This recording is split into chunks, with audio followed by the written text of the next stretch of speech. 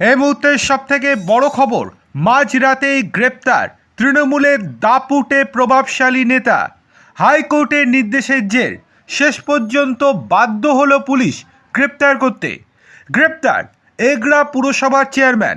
শুক্রবার রাতে পুরপ্রধান স্বপন নায়েককে গ্রেপ্তার করল এগরা থানার পুলিশ। জমি অবৈধভাবে হস্তান্তরের অভিযোগ উঠেছিল পুরপ্রধানের বিরুদ্ধে।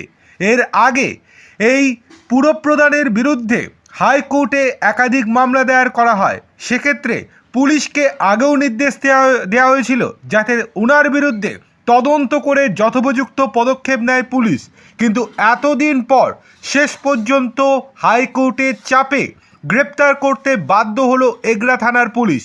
পুলিশ সুপার মিথুন কুমার দে জানিয়েছেন, এগরার 1 নম্বর খতিয়ানের জায়গা অবৈধভাবে হস্তান্তর করার জন্য চেয়ারম্যানের বিরুদ্ধে অভিযোগ দায়ের হয়েছিল। সেই অভিযোগের ভিত্তিতেই তাকে গ্রেপ্তার করা হয়েছে। আজ অর্থাৎ শনিবার ধৃত পুরপ্রধানকে আদালতে হাজির করানো হবে। কেন গ্রেপ্তার হলেন এগরার মতো পুরসভার পুরপ্রধান? জানা গিয়েছে, এগরা পুরো এলাকার 1 নম্বর খতিয়ানের জায়গা বেআইনিভাবে হস্তান্তর করেন চেয়ারম্যান। ভূমি ও ভূমি সংস্কার দপ্তরের আধিকারিক সেই ভিত্তিতে 20 ডিসেম্বর এগরা থানায় একটি লিখিত অভিযোগ দায়ের করেন।